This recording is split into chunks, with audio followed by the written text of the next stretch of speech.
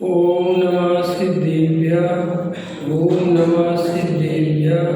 ओम नमः सिद्धेभ्यः। नमः संस्कृतरवे चित्त स्वभावाय भावाय अनंत धर्मणस्तत्वं पश्यन्ति प्रत्यगात्मनः अनेकान्तमयी नित्यमेव प्रकाश वन्दे तु सर्वसिद्धे नोयचलमणो बहुं गतिं पत्ते मोक्षामि समय पावड विणमो सुत केवले संतप्त मानसता जिनके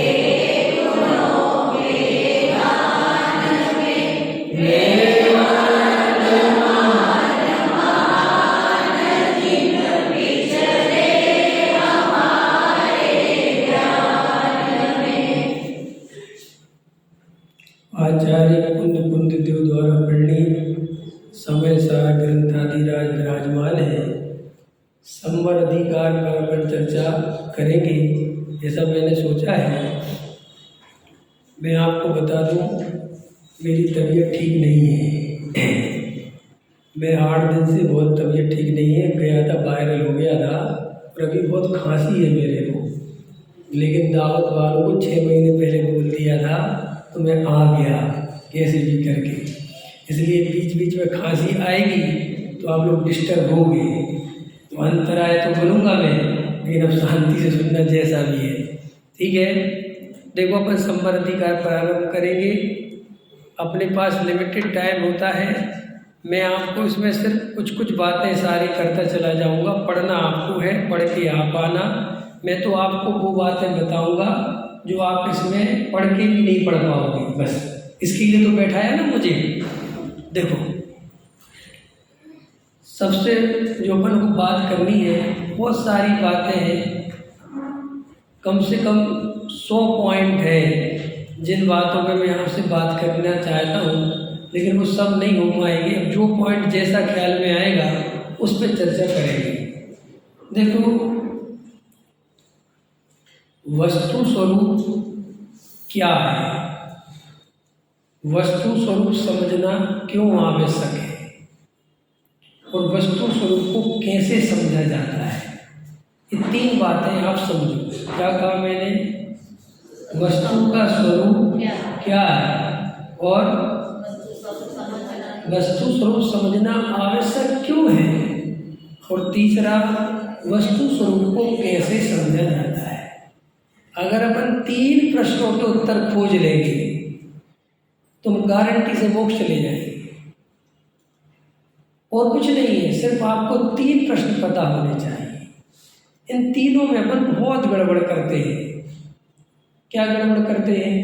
वस्तु स्वरूप समझने बैठ जाते हैं, ये समझे बिना कि समझना क्यों है। फिर तीसरा, कैसे समझना है वो नहीं पता। जहाँ से कहीं से भी उठा के पढ़ लिया, कोई भी ज्ञान से, किसी भी पंडित जी से सुन लिया, कहीं से भी सुन लिया। आधा अधूरा ज्ञान नहीं ज्ञान होने से भी ज़्यादा खतरनाक है। तो आपको इन 3 चीज़ों पे बहुत गहराई से मंथन करना चाहिए कि वस्तु स्वरूप समझना क्यों आवश्यक है। अगर आप वस्तु स्वरूप नहीं समझेंगे तो क्या आफत आ जाएगी, क्या परेशानी आ जाएगी। आप लोग बताओ, पहले प्रश्न का जवाब दो। वस्तु स्वरूप को समझना आवश्यक क्यों है? बताओ। सरल सा प्रश्न है, सीधा सा। वस्तु स्वरूप समझने आए ना आप, मंदिर आए ना, तो मंदिर में भगवान को सुनाने आए कि भगवान की सुनने आए? लेकिन मजेदार बात है, सुनाते हैं। सुनते तो कम टाइम में, सुनाते ज़्यादा टाइम। फिर भी चलो, स्वाध्याय करते हो, बताओ वस्तु स्वरूप समझना आवश्यक क्यों है? किसकी? आत्मा की महिमा नहीं है। क्यों करनी है आत्मा की महिमा? हाँ, मुद्दे की बात है। जे त्रिभुवन में जीवन हम सब सुखी होना चाहते हैं, बराबर हो गया। प्रश्न है, आपको क्या दुख है? बताओ, आपको क्या दुख है? हाथ उठाओ, आप में से कौन दुखी है? सबकी तो बोलने ही मत, अपनी अपनी बोलो। बहन जी, आपको कोई दुख है? तो कोई दुख नहीं, बिल्कुल कह रही हो, मैंने नहीं कहा। बहन जी, आपको कोई दुख है? वो नहीं, आपसे नहीं कह रहे। देखो, नहीं है ना, कोई दुख है आप? नहीं, वो कह रहे हमेशा कोई दुख नहीं है, हम तो मस्त जिंदगी जी रहे हैं। ये आप जैसे लोग आगे कहते रहते हम दुखी है तो हम कहने लगते दुखी है, हमें तो कोई दुख वो कहे नहीं। ये सच्ची बात है। ये अपन जो भगवान से बोलते रहते ना, नैया पार लगा दो, भला कर दो, टका कर दो, हमें खुद नहीं पता किसकी नैया है, कहाँ डली है, क्यों पार लगानी है, हमें कुछ नहीं पता। तो आपको क्या हमें बोलते क्यों है? अरे हम तो इसलिए बोलते कि हम परंपरा से ऐसी चीज़ों में जीते हैं कि वहाँ पे भगवान की भक्ति ऐसे करी जाती है। जैसे अपना बच्चा है छोटा सा, वो अपने साथ मंदिर जाए, देखना कभी आप, जो बिल्कुल आपका बच्चा होगा 2-4 साल का, जब आप उसे पहली बार मंदिर ले जाओगे, मेरा बेटा है एक बेटी है, तो मैं पहली बार मंदिर ले जैसे गए तो वो ऐसे खड़े हो जाते हैं, ऐसे ऐसे देखते हैं, तो अपन कहेंगे ऐसे हाथ जोड़, पास में रखूँ? बहुत पास में है, आवाज़ बहुत अच्छी आ रही। आप आगे आ जाओ, वैसे बीमार आदमी भाई।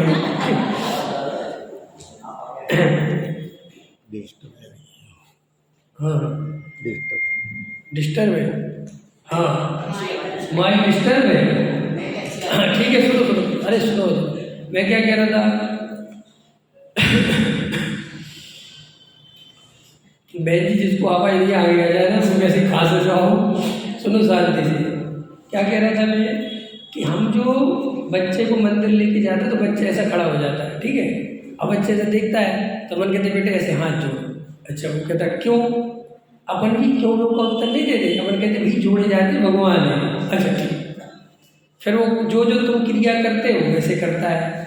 और जो स्तुति वगैरह है ना, ये सब कोई आपने सोची वोची नहीं है, सोचने वाला तो कोई और है।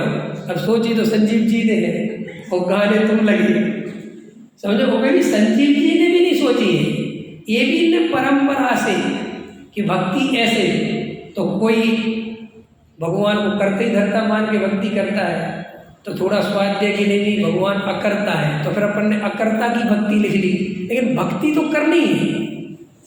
तो अभी आप जब गहराई से देखोगे कि आप जो कुछ ये बोल रहे हो, ये आपके अंदर की आवाज़ नहीं है, और आपको बोल बोल के धीरे धीरे ऐसा समय निकलता चला जाता है, तो आपको ऐसा लगने लगता है कि ये मैं ही बोल रहा हूँ।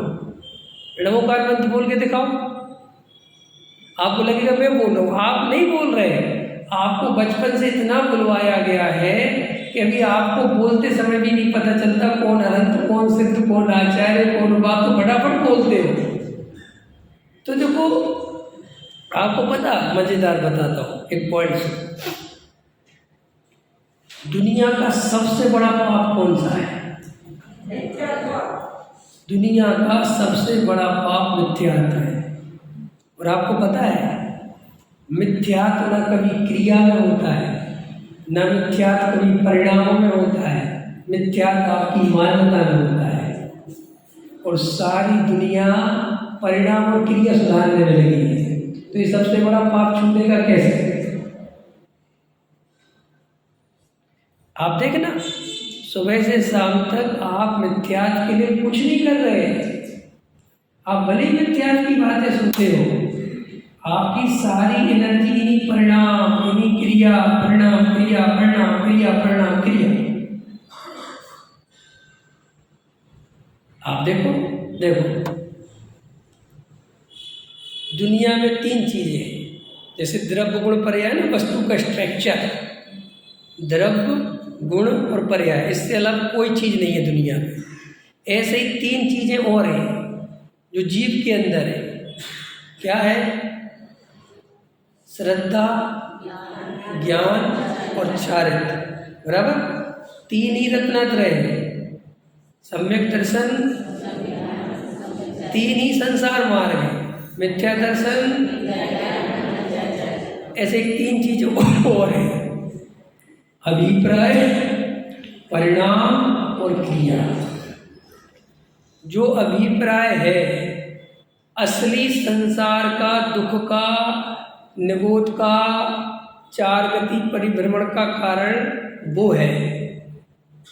और ये जो परिणाम है और ये जो क्रिया है, इनका कोई फल नहीं है, परिणाम का कोई फल नहीं है, घबराना नहीं।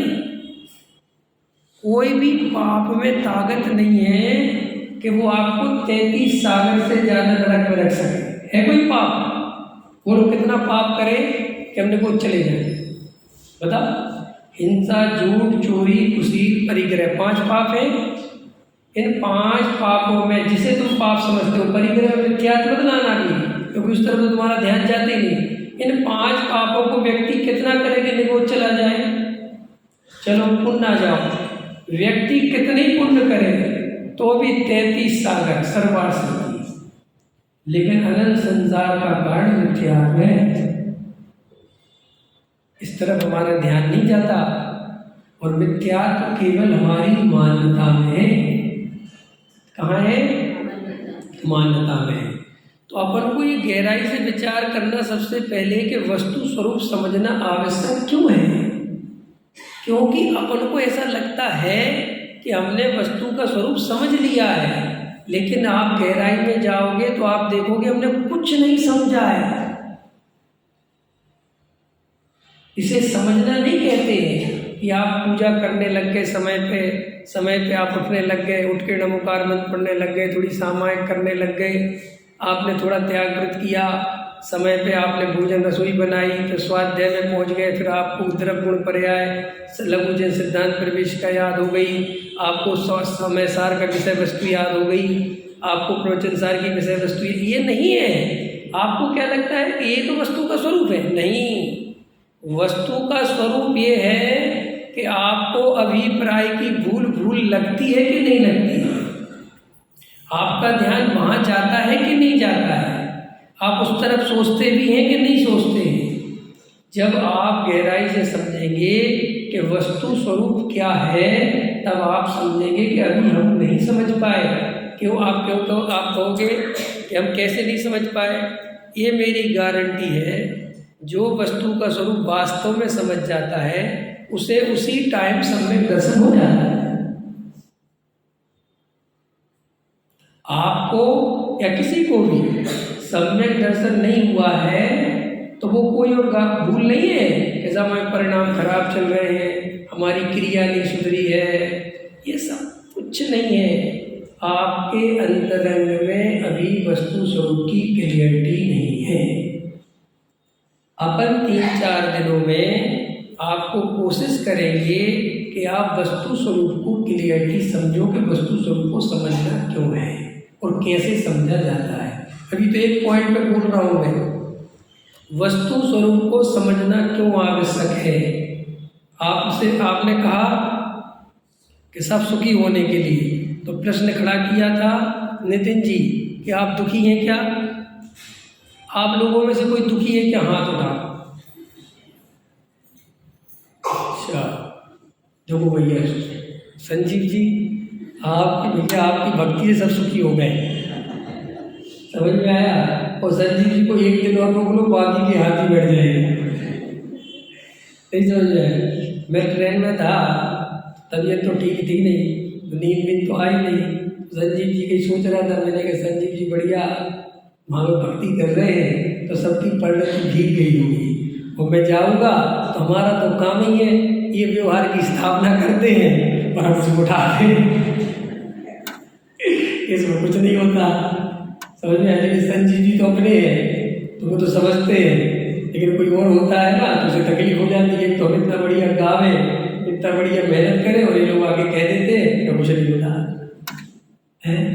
लेकिन वास्तव में तो यही है, अभी वो बता रहे थे ना, वो आश्रम भाव है, अपने भावों को पहचानो, है ना। देखो क्या है, ये जो दुनिया है, दुनिया में क्रिया के पाप को पाप समझा जाता है क्रिया के पुण्य को पुण्य समझा जाता है। इससे ज़्यादा इस दुनिया में कोई नहीं सोचता। अगर किसी व्यक्ति को आप गोली मार दो और वो नहीं मरे, ख्याल में वो बच जाए, आपको कुछ नहीं होगा, ना आपको जेल में डाला जाएगा ना कुछ होगा, क्या उम्र ही नहीं, बात ही खत्म हो गई। क्योंकि सारी दुनिया में क्रिया से पाप माना जाता है। और ज़्यादा से ज़्यादा लोग कहते तुमने मारने के भाव तो करे, ये तो तुम्हें बंद हुआ होगा, ये तो पाप हुआ होगा, ज़्यादा से ज़्यादा। लेकिन मैं मार सकता हूँ, मैं बचा सकता हूँ, ये भाव 24 घंटे रहता है कि कभी कभी होता है? संजीव जी, ये जो 24 घंटे पाप है ना, सिर्फ मान्यता में दम है मानने की। ये पॉइंट समझ में आएगा? श्रद्धा 24 घंटे पाप कर सकती है, या श्रद्धा 24 घंटे पुण्य कर सकती है।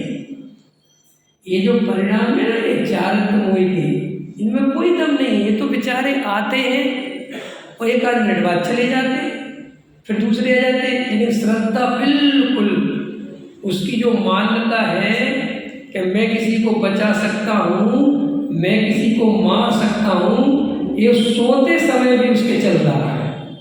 इसलिए मिथ्यात्व अनंत संसार का कारण करता है। इसलिए कोई पूछे कि जब मिथ्यात्व ही अनंत संसार का कारण क्यों है? क्योंकि मिथ्यात्व एक सेकंड के लिए नहीं शांत होता। ये परिणाम तो अभी आपको कैसे आ रहे होंगे, बहुत अच्छे आ रहे होंगे, सुनो बहुत अच्छी जनवाणी, अभी 2 मिनट बाद रोटी भोजन बनाने के परिणाम है, कुछ नहीं होता इनसे। लेकिन मैं प्रवचन सुनने वाला हूँ, पंडित जी प्रवचन करने वाले हैं और आज प्रवचन में मजा आ गया, ये जो मान्यता है ये 24 घंटे है और इस तरफ हमारा ध्यान नहीं जाता। इसलिए हमारा जीवन में अभिप्राय नहीं बदल पाता, क्योंकि अभिप्राय की भूल केवल और केवल सम्यक सन्मुख मिथ्या दृष्टि को दिखती है। हमें अपनी भूल ही नहीं पता। अभी देखो, मैं आपसे कह रहा हूं कि आपको दुख क्या है, तो आपको पसीने छूट जाए बताने में कि हमें दुख क्या है। क्योंकि जो आपको दुख है वो आप शेयर नहीं करते, है कि नहीं? पता है, सच्चाई है कि नहीं? जो आपको दुख है, पता है दुनिया कैसी है?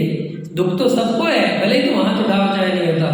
क्योंकि तुम्हें जो दुख है वो तुम किसी कीमत पे दुनिया को दिखाना नहीं चाहते, और जो दुख है ही नहीं उसकी तुम तख्ती ले लेके घूमते हो। अभी मैं पूछूं क्या दुख है, तो कोई क्या बोलेगा? मुझे जन्म मरण का दुख है। जन्म मरण का दुख है भाई साहब? है? तो कह रहे साहब है, लेकिन लगता नहीं। मुझे भी अच्छा पॉइंट है। देखो, है पर लगता नहीं। ये है भी कहाँ से आया? जो आप है बोल रहे हैं, जन्म मरण का दुख है, ये है कहाँ से आया? कैसे जाना आपने कि दुख है? किस आधार से कहते हो कि दुख है? क्योंकि जब आपका जन्म हो रहा था आपको कुछ नहीं पता। जब आप मरोगे तब की अभी कहानी आई नहीं, तो वो अभी कैसे बताते? और दूसरों को जो मरते हुए देखा है, सो वो तो भैया बूढ़ा शरीर, हड्डी मांस निकल रहे हैं, वो बेचारा बूढ़ा बिल्कुल ऐसा हो रहा है, तो सोचते रहे कितना तो कैसे।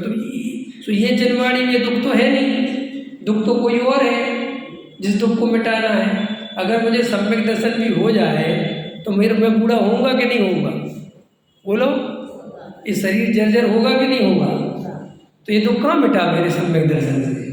तो वो कह रहे ये दुख है भी नहीं भाई साहब, ये शरीर तो पुद्गल है, इसके परिणाम में तुम्हारा क्या लेना देना था? तो सम्यक दृष्टि में नहीं रहो, चाहे कोई बने रहो।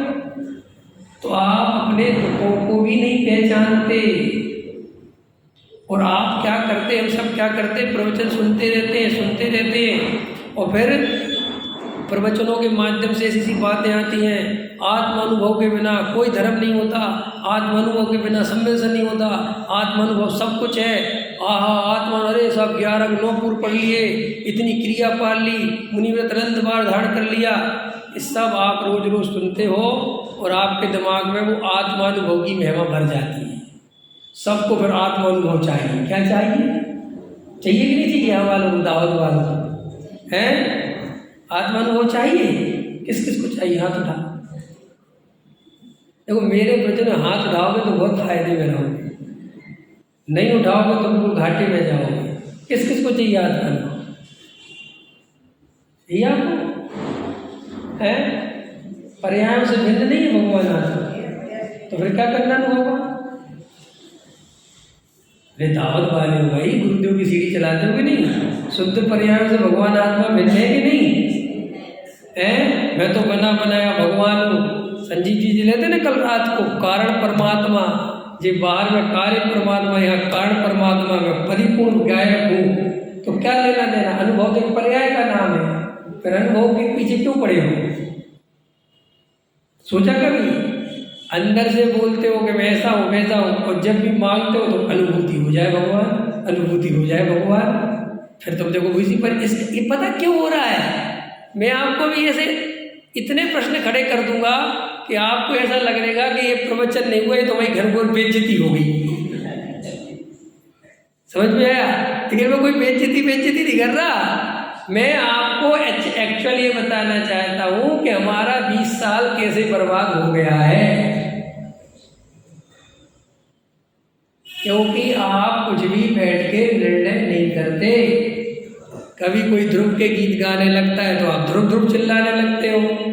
फिर कभी कभी कोई अरे साहब ऐसे नहीं चलेगा, जब तक पर्याय में प्रकट नहीं होगा काम नहीं बनेगा। अरे और अपन तो गलती कर रहे थे, अब पर्याय वाला चक्कर पास है। और कोई तीसरा मिल गया, पंडितों की कमी थोड़ी है, तो तीसरा मिल गया, उसने कहा भाई साहब ये अकेले तुम्हारे पर्याय और उससे कुछ नहीं होगा, क्रिया भी शुद्ध होनी चाहिए। मोक्ष हो के क्रिया का ठिकाना नहीं तुम्हारा, आएगे मोक्ष भूरी स्वाप। तो बात सही है, क्रिया भी पालनी चाहिए। पता तुम्हारे साथ क्या हुआ? जहाँ से चले थे बेटा तुम्हें लौट के वही ला के घुमा फिरा के खड़ा कर दिया, और अब तो मोक्ष की बहुत हालत हो रही है। वे घूम फिर के जहाँ से चले थे फिर वापस वही आ गए। देखो मैं आपको एक बात बता, हिंसा किसे कहते हैं बताओ? समय बता रहे ऐसे ये मेरे साथ तो क्या कहते हैं? हिंसा किसे कहते हैं बताओ? हिंसा की परिभाषा बहुत अच्छा, थोड़ी व्यवहार की बताओ है? अच्छा बाल बोध वाली बताओ, दिव्यांग भैया बाल बोध वाली मेरे पे। हिंसा किसे कहते हैं? हिंसा हाँ किसी जीव को मारना, सताना, दुर्द बराबर है। किसी को कष्ट देना हिंसा है, बराबर है। तो स्वयं को कष्ट देना अहिंसा कैसे हो गया? जब दूसरे को दुख देना हिंसा है तो अपने को कष्ट देना अहिंसा कैसे हो गया? लेकिन इस सारे जैन धर्म में अधिकतर ऐसी मान्यता वाले लोग नहीं हैं जो अपनी अज्ञानता से दूसरे जीवों को तो बचाते फिरते हैं, एक भी जीव ना मर जाए बड़ी रक्षा करते हैं, और स्वयं के जीव को अत्यंत कष्ट देते हैं और उसे बड़ा धर्म मानते हैं। मानते भी नहीं मानते, नहीं समझ में आ रहा। मैं 2 दिन उपवास करूँ और मेरी पेट की पसलियाँ बिल्कुल अंदर चली जाए, बिल्कुल ऐसी भूख लगी है, मैं 2 उपवास कर रहा हूँ और मेरे अंदर में बहुत परिणाम भी आत्मोत्थान हो रहे हैं, क्योंकि हो ही रहा है भाई। समझ में आया? शरीर में उतनी शक्ति तो है नहीं, तो ये मैं अपने को कष्ट दे रहा हूँ कि नहीं दे रहा हूँ? मेरा जीव परेशान हो रहा है उस चक्कर में, 2 रोटी के चक्कर में, और मैं इस परेशानी को कोई मानता है कि हिंसा है? बोलो मानता है? आप में से कोई मानने को तैयार है? लेकिन एक गरीब आदमी हो और उसे मैं 2 रोटी नहीं दूँ, भूखा हो, तो मुझे आप क्या क्या कहोगे आप भी जानते हो। लेकिन ये मेरा पेट भूखा है और मैं इसे रोटी ना दूँ तो आप माला पहनाओगे? पहनाओगे कि नहीं पहनाओगे? पहना होता है ना भाई साहब? है पृथ्वीराज जी, अभी आप कह लो विवेक जी आए दिल्ली से 10 दिन से उपवास कर रखा, आपका सुनने का स्टाइल बदल जाए, आपको कोई माला पहना। समझ में? माने हम लोग बड़े खतरनाक लोग हैं। हमें खुद ही नहीं पता हम क्या कर रहे हैं। हम एक दूसरे जीव को कष्ट दे नहीं रहे और अपने आप को कष्ट देने से धर्म मानते हैं। आप पूजा में खड़े हो और आपके पैरों में बहुत तकलीफ हो रही है, आप पे सहन नहीं हो रहा, लेकिन नहीं मैं खड़ा रहूँगा, आप इसे धर्म मानते हैं। ये हठ योग है भाई, ये हठ योग ही है। जैन धर्म में कोई हठ योग नहीं है, जैन धर्म में कोई साधना वादना नहीं है, खतरनाक है। जैन धर्म तो बहुत मस्ती का मार्ग है। होगी साहब अपने मुनिराज इतनी आराधना करके कुछ नहीं करते। मुनिराज आनंद करते हैं, तुम भ्रम से उसे कष्ट समझते हो। मुनिराज कभी भी रोटी के विकल्प में आधा सेकंड परेशान नहीं होते। ऐसे मुनिराज पढ़ो ग्रंथों को, मुनिराज बैठे हैं और सामायिक कर रहे हैं सुबह, और विकल्प आया भोजन, फिर सामायिक करी और फिर विकल्प आ गया भोजन, बस उठ के चले जाते हैं। इतना नहीं सोचते वो कि नहीं मैं आज तो रुक के रहूँगा, एक दिन तुझे भोजन नहीं देगी तो क्या हो जाएगा। ये सब कुछ नहीं है भाई। ऐसे कोई शर्त लगा के, समझ में आया, वो नहीं चल रहा है। वस्तु का स्वरूप है, आत्म स्वरूप में रमते हैं तो ऐसी उसकी महिमा है कि देह में अपने आप ही उस जाति के कष्ट नहीं होते, और अगर आत्मा में नहीं रमते हैं तो देह के निमित्त से कसाय विराजमान है तो वहाँ आकुलता का भेदन होता है। और आकुलता का भेदन होता है तो होता है, जितनी मात्रा में आकुलता का भेदन होता है उतना उनको ख्याल में आने कि आकुलता हो रही है, लेकिन उसे धर्म नहीं मानते। धर्म तो सिर्फ आत्मा का भेदन हो, आनंद का भेदन हो तब धर्म होता है। कष्ट का वेदन हो तो वह धर्म नहीं होता, वो आश्रम भाव चालू हो गया। तो अभी आपको कब तक प्रवचन करना है? 10:30 तक, ठीक है, 10 मिनट है। ख्याल में आया? तो आप हम सब शांति से पहले समझें, दौड़ मत लगाओ, कहीं मत जाओ। सम्यक दर्शन कोई कठिन नहीं है, सम्यक दर्शन बहुत सरल चीज है। चिड़िया को हो सकता है, हो सकता नहीं, हुआ है, शेर को हो सकता है। देखो भाई, सम्यक दर्शन प्राप्त करोगे, वस्तु का क्या स्वरूप है कि देखो, हमने अभी एक प्रश्न का जवाब हो गया थोड़ा सा कि वस्तु स्वरूप समझना क्यों आवश्यक है ना, और अभी वस्तु स्वरूप को कैसे समझे, अभी रह रहे हैं सब, ध्यान रखना। देखो, हम निगोद से निकले हैं, कैसे निकले वो कहानी पता है, नहीं सुनाना। और अभी अपन निकल कर यहाँ तक आए हैं तो हमारा जीवन कितना संघर्षमय बीता है आगम में पढ़ने में। ये पता है आपको, ये जो आगम का सेवन, युक्ति का अवलंबन, पर गुरु का उपदेश और स्वानुभव से प्रमाणित करना, ये जो 4 बातें हैं ना, इसमें हाँ, स्वसंवेदन, स्वानुभव, बराबर। अब एक बात बताओ, आगम का सेवन का मतलब क्या होता है? आगम का सेवन का मतलब क्या होता है? आगम का सेवन का मतलब ये होता है कि सबसे पहले तुम्हें उस आगम पे श्रद्धा होनी चाहिए कि इसमें जो लिखा है वो परम सत्य लिखा है। नहीं समझ में आया? जैसे प्रयोग करने के पहले जो थ्योरी लिखी है, उस थ्योरी पे भरोसा होगा तभी तो प्रयोग करोगे। अगर आपको थ्योरी पे भरोसा नहीं होगा तो प्रयोग कैसे करोगे?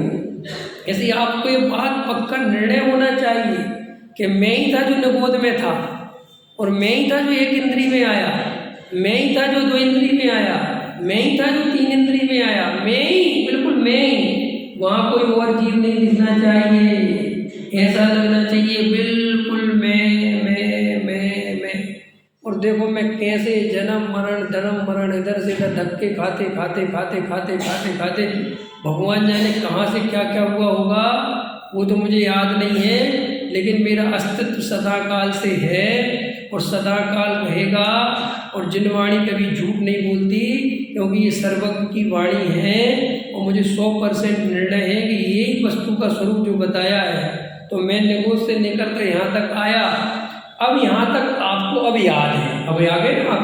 अब देखो यहाँ से चलो, अभी आप बचपन से अपना जीवन देखो भाई साहब, बचपन से अपना जीवन देखो, कितना संघर्ष किया है सुखी होने के लिए, किया है कि नहीं किया। माँ बाप ने छोटे से थे, दूध दूध चिल्लाते रहे, माँ ने कभी दे दिया कभी डले रहे, समझ में आया। कभी छोटे बच्चे तो सबने देखे होंगे ना, सबके हुए होंगे। अभी मेरे घर में तो मैं जहाँ रहता हूँ मेरे फ्लैट के नीचे फ्लैट है, उसमें एक छोटी सी बच्ची का जन्म हुआ, तो मैं रात को स्वाध्याय करता हूँ और उसका रोने का टाइम होता है, समझ में, मेरे पढ़ने का उसके रोने का। तो मैं उसी खिड़की में बैठ के पढ़ता हूँ और वही से उसकी आवाज़ आती है। तो उसकी जो आवाज़ आती है उसमें इतना दर्द होता है, इतनी पीड़ा होती है कि जब मैं उसको महसूस करता हूँ तो मुझे अंदर भाव आता है कि ऐसे ही बिल्कुल मैं रोता हूँ।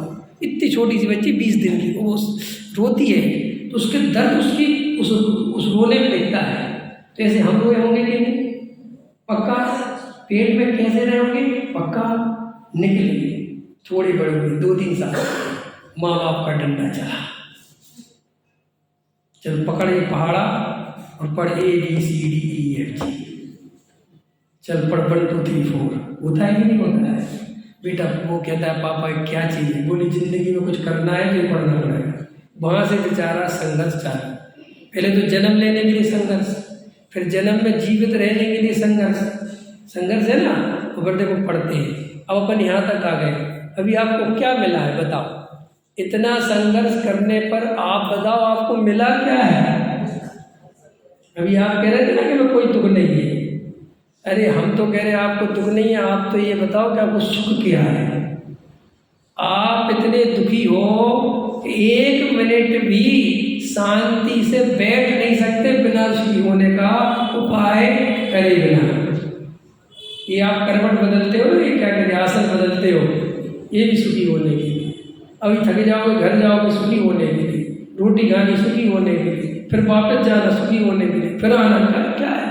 और देखो ऐसे करते करते भी हम बूढ़े हो रहे हैं, हमारे बाल सफ़ेद हो रहे हैं। कल कह रहे थे ना संजीव जी, बाल सफ़ेद करके काले करना, मैं सब सुनता हूँ। मैं इसलिए सुन रहा था, मैंने कहा सुन थोड़ा बहुत काम आएगा, समझ में आया कि नहीं आया है। सफ़ेद बाल काले, काले बाल सफ़ेद, ये देव एकत्र बुद्धि है। आप मुझे बताओ बाल काले अच्छे कि सफ़ेद अच्छे हैं। एक अरे जो भी बहुत अच्छा, बात ये है ही नहीं, ना बाल काले अच्छे ना बाल सफ़ेद अच्छे। तो फिर हम करते क्यों है, क्योंकि बाजार में काले का फैशन है। आप देखोगे आपको लग रहा है कि आप स्वतंत्र हो, आप कोई स्वतंत्र नहीं हो। जैसे बॉम्बे में आदमी को लगता है कि वो ट्रेन में चढ़ा दिया गया और उसको वहाँ लगता है कि उतार दिया, उतर गया, उतरे नहीं उतार दिया। ऐसे ये तुम भीड़ के हिस्से बनते हो और उस भीड़ में जो कुछ चलता है तुम वो करते हो और तुम अपने को बहुत स्मार्ट समझते हो कि मैं कर रहा हूँ, कर कुछ नहीं रहे हो। और इसी बात की तो दुनिया में सारी कमाई है, क्योंकि आप भीड़ का हिस्सा बनते हो। उनको पता है जो भीड़ करेगी वो सब करेंगे, बात खत्म हो गई, आप पीछे पीछे दौड़ते हो। ऐसे अपन धर्म में भीड़ का हिस्सा बनते हैं, ऐसे अपन जुलूस में भीड़ का हिस्सा बनते हैं, ऐसे अपन पूजा में भीड़ का हिस्सा बनते हैं, और हम अंदर से कोई विचारशील नहीं रहते। बस ये हमारे विचारशील नहीं होने के कारण जब आपसे कोई सामान्य सी बात पूछता है कि आप क्या दुख है, तो आप सोचते हो कि क्या दुख है। अरे भाई हम निरंतर संघर्ष कर रहे सुखी होने के लिए, इससे ज़्यादा दुख क्या होगा। और वो हमारा संघर्ष रोज झूठा सिद्ध हो रहा है, रोज झूठा सिद्ध हो रही है। देह रोज कह रही है कि तेरे सारे संघर्ष झूठे हैं, मैं बुढ़ापे में रुकने वाली नहीं हूँ, बुढ़ापा आएगा। बिल्कुल माँ बाप, भाई बहन, पत्नी रोज हमसे कह रहे हैं कि हम तुम्हें सुखी नहीं कर सकते, हमारे पास सुखी होने का कोई उपाय नहीं है, हम खुद भयंकर दुखी हैं, हम क्या तुम्हें सुखी करेंगे। फिर भी पत्नी सोच रही है कि मेरा पति मुझे सुखी कर देगा। अरे उस पति से तो पूछो, वो बेचारा ये सोच रहा है कि ये मुझे सुखी कर देगा, हैं? और दो दुखी मिलके सुखी होने की कल्पना करते हैं, इसका नाम शादी। तो करें कि नहीं करें? फिर देखो, अभी देखो एक प्रश्न है, करें कि नहीं करें? मतलब शादी करनी चाहिए कि नहीं करनी चाहिए? बोलो जल्दी, शादी करनी चाहिए कि नहीं करनी चाहिए? ब्रह्मचर्य व्रत ले लेना चाहिए, क्या करना चाहिए? बताओ, जिसकी नहीं हुई वो बताओ। हैं, दिव्यांश हो गई तुम्हारी? बताओ, ब्रह्मचर्य व्रत लेना चाहिए कि करनी चाहिए? कितना सरल प्रश्न है, करनी चाहिए कि लेनी चाहिए? ब्रह्मचर्य व्रत ले लीजिए, क्या करना चाहिए? इतने सरल प्रश्न नहीं बताते यार आप। अरे कुछ तो तरफ बोलो कि करनी चाहिए कि नहीं करनी चाहिए। पृथ्वीराज जी आप बोलो, करनी चाहिए कि नहीं करनी चाहिए? हाँ, ये उत्तर है ना, ये प्रश्न ही गलत है। आपको प्रश्न को ध्यान से सुनना चाहिए। आप इतना स्वाध्याय सुनते हो, आपको इतनी बात समझ, कौन शादी, किसकी शादी, कौन करे और कौन नहीं करे?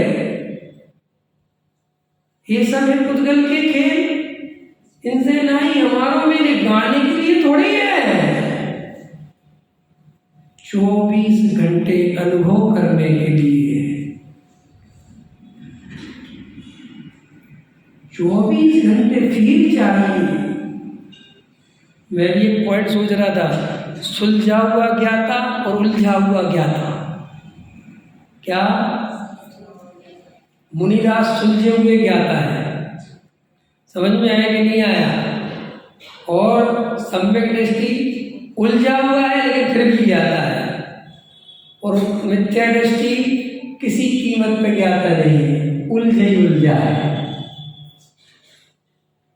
देखो भाई, एक एक समय हमारे ज्ञान में कौन सा गेय बनेगा, ये भी अनंत काल पहले सुनिश्चित है।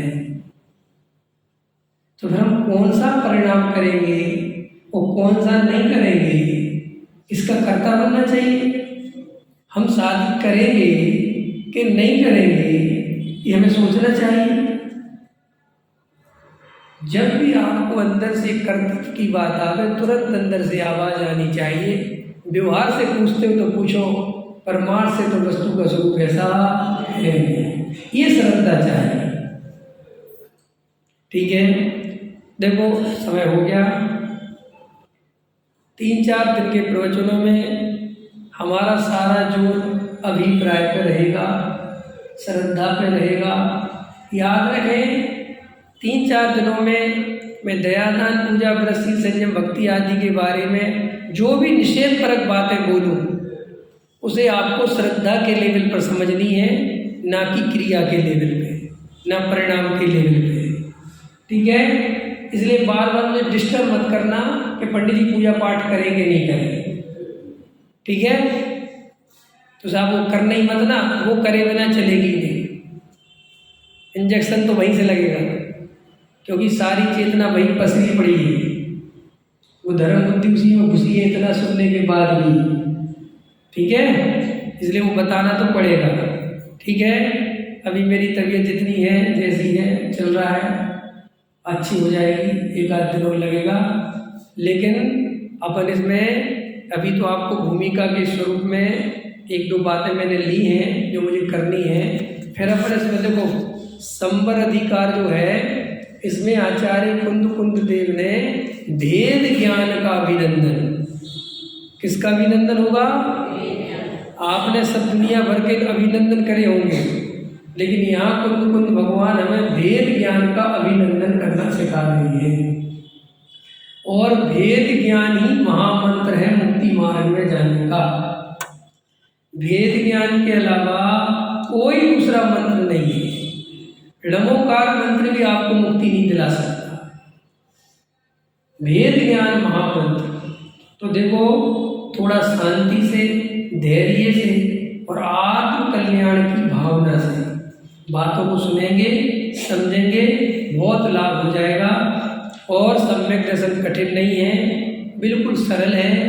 देखो भाई, सिर्फ ट्रैक है, उसकी ट्रैक आपको समझ में आ जाए कैसे समझना है वस्तु का स्वरूप, और आप एक बार अभिप्राय पकड़ में आने लगा, आपको परिणाम समझ में आने लगे, क्रिया अपने आप समझ में आ जाएगी। और आपने एक बार अभिप्राय की भूल को पहचाना, उसी समय आप सम्यक दृष्टि हो जाएगी। तो आपको पूरी तरह से जो वस्तु का स्वरूप आपने समझा है उसमें कोई कमी नहीं है, बस उसे अप्लाई करना और किस क्रम से समझना, वो 2-3-4 बातें मन रखेंगे आपके सामने, बहुत समझ में आने वाली है। अभी एक पॉइंट ये रह गया है कि वस्तु का स्वरूप कैसे समझा जाता है, ये बहुत इम्पोर्टेंट बात है। इसमें कम से कम 3 घंटे चर्चा चल सकती है कि कैसे समझा जाता है। वो जो गुरुदेव बोलते थे, पंथ संप्रदाय में धर्म नहीं, बाड़ा में धर्म नहीं, जाति में धर्म नहीं, मैं किसी पंथ संप्रदाय का पोषण करने नहीं आया हूँ, ये जो गुरुदेव बोलते थे, इन बातों का मर्म अपन नहीं समझते, और अपन ने उन्हीं गुरुदेव के नाम पर फिर पंथ संप्रदाय बना लिया और फिर अपन आँख बंद करके बैठ गए। ये होता ही है। और देखो, मैं भी संजीव जी को लिफ्ट में कह भी रहा था कि ये संसार ऐसा ही चलेगा, ये समाएं ऐसे ही चलेंगी, सारे मोक्ष नहीं चले जाओगे, ये मेरी गारंटी है। कोई सब नहीं जाने वाला।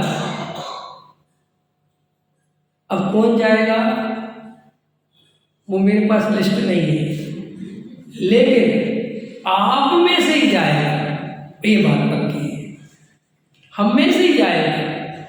और ये संसार ऐसे ही चलता रहता है, और जिन जीवों के नंबर आते रहते हैं उनको सही गुरु की पहचान हो जाती है, उनको अपने आप ही अंदर भावासन होने लगता है, और वे चुपचाप भीड़ से खिसक जाते हैं।